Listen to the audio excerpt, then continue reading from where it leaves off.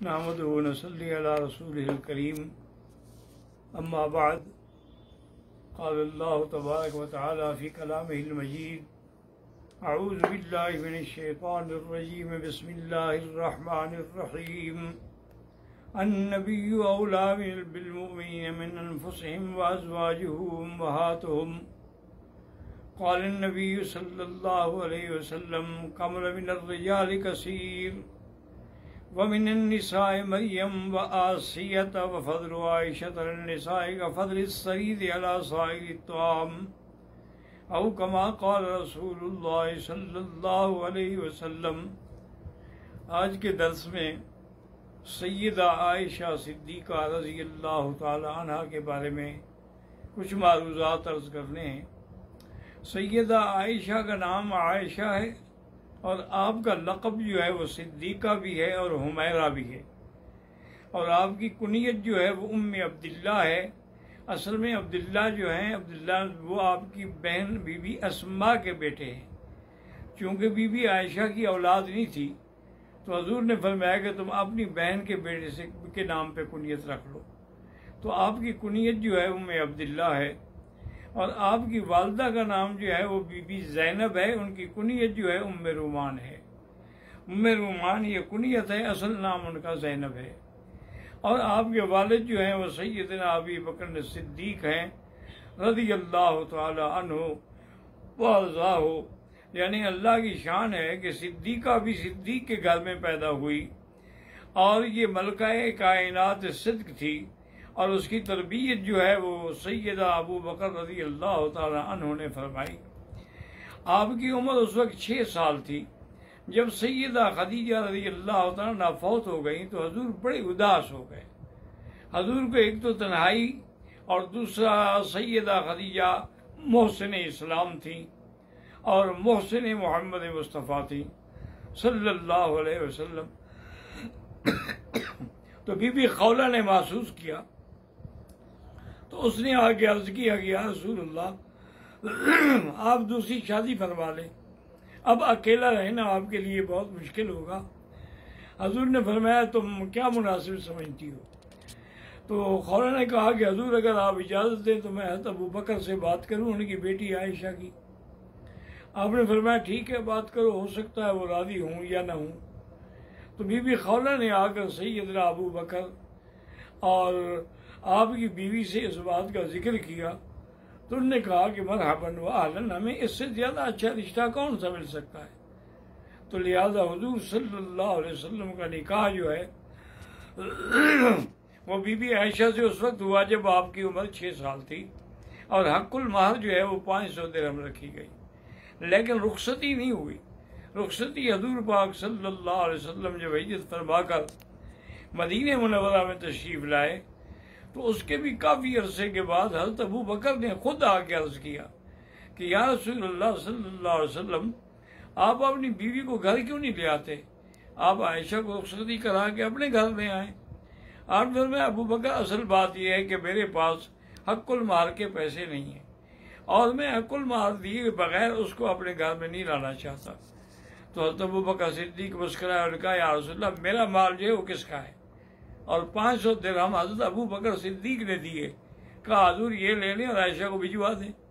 तो हजूर सल्लल्लाहु अलैहि वसल्लम ने बीबी आयशा को 500 दिरहम कुल महर भिजवाई। इस तरह रुखसती होकर हजूर सल्लल्लाहु अलैहि वसल्लम के घर में आई। वो घर जो है कोई महल नहीं था, कोई बंगला नहीं था, बल्कि आपकी मस्जिद के बिल्कुल करीब एक हुजरा था जिसकी लंबाई चौड़ाई 7 हाथ थी और कच्ची दीवार, मिट्टी की दीवारें थी, और जिसकी छत पर अपना खजूर के पत्ते और खजूर की छड़ियों से छत डाली गई थी। ये सैयदा आयशा का घर था। और आपकी जायदाद में क्या था? एक मशकीज़ा था पानी का, इसी तरह एक चक्की आटा पीसने की थी, और इसी तरह कुछ जौ थे, कुछ गंदम थी और कुछ खजूरें थी। ये जायदाद थी, लेकिन उसके बावजूद बीबी आयशा रज़ी अल्लाह अन्हा इतनी साबिर, इतनी काने, इतनी शाकिर थी कि कभी आपके दिल पे किसी किस्म का मलाल न हुआ। एक दिन मेरे आका रहमत दो जहां सल्लल्लाहु अलैहि वसल्लम बैठे थे घर में और अपने कपड़े को टांका लगा रहे थे। गर्मी का मौसम था, हजूर के चेहरे पर पसीने आ गए तो बीबी आयशा बड़े गौर से देख रही थी। जब हुजूर ने नजर उठाई तो कहा, आयशा क्या देख रही हो? क्या हुजूर आपके इन पसीने के जो कतरे हैं इनमें जो नूर चमकता है मैं उसको देख रही हूँ। और खुदा की कसम लव्वामी जुलैखा लौरअन जबीनहु लक़तअना क़ुलूबहुन। अब बीबी आयशा कहने लगी, खुदा की कसम है, अगर बीबी जुलैखा पर मलामत करने वाली मिस्र की औरतों ने जमाल यूसुफ देखा था, अगर वो मेरे महबूब का जमाल देख लेती तो अपने हाथ टुकड़े कर देती, अपने हाथों के बजाय दिलों को टुकड़े कर देती।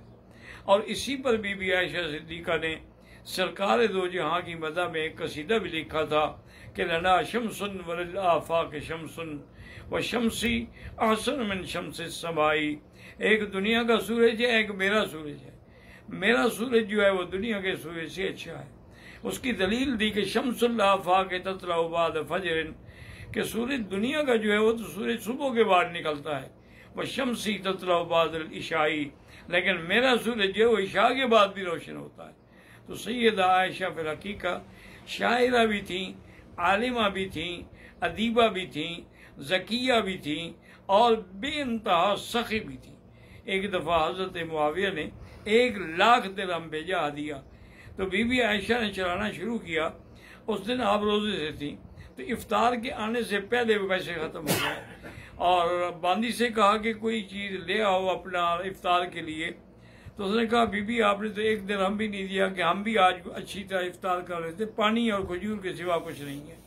तो आपने 1,00,000 तो खर्च कर दिया, लेकिन अपने इफ्तार का और अपने फतूर का कोई भी ख्याल नहीं किया। इसी तरह अब्दुल्ला जुबैर ने 2 बोरियां पैसों की भर के भेजी। तो सैयदा ने सुबह से जो बैठी शाम तक सारे चला दिए, 1 रियाल भी अपने लिए नहीं बचाया। अब्दुल्ला जुबैर आपके भांजे थे, उनको पता लगा, उन्होंने कहा, भाई अच्छी बात ये क्या है कि सारा को लुटा दो, हम भेजते हैं कि बीबी आयशा कुछ अपने ऊपर भी खर्च करे, लेकिन वो अपने ऊपर 1 पैसा भी खर्च कर नहीं देती, अब इनको कंट्रोल करना पड़ेगा। तो जब बीबी आयशा को पता लगा कि अच्छा मेरा भांजा मुझे खैरात से रोकता है, मैं आज के बाद उससे बात नहीं करूंगी। बड़ी मुश्किलों के बाद, सैकड़ों सिफारिशों के बाद आपने अब्दुल्ला बिन जुबैर को माफ़ी अता फरमाई। और बीबी इतनी खौफ करती थी, एक दफ़ा कसम खा ली, लोग बीबियों ने तोड़वा दी वो कसम, तो आपने उसके कफ़ारे में 40 गुलाम आज़ाद किए। तो आपने 67 गुलाम आज़ाद किए हैं अपनी ज़िंदगी में।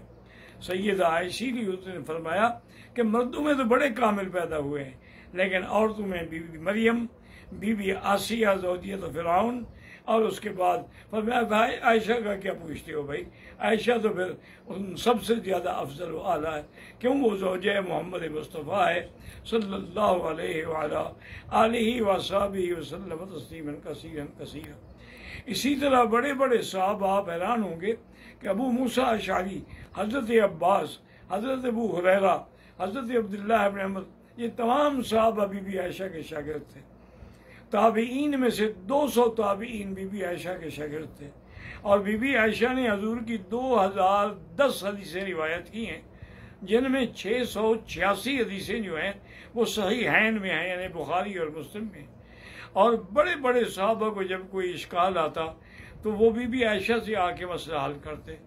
एक दफ़ा हज़रत की खिदमत में आया तो बाद ने कहा कि बीबी, ये कुरान शरीफ में आता है कि इन्न सफ़ा वल मरवत मिन शाअइरिल्लाह फला जुनाह अलैहि यतवफ़ बिहिमा।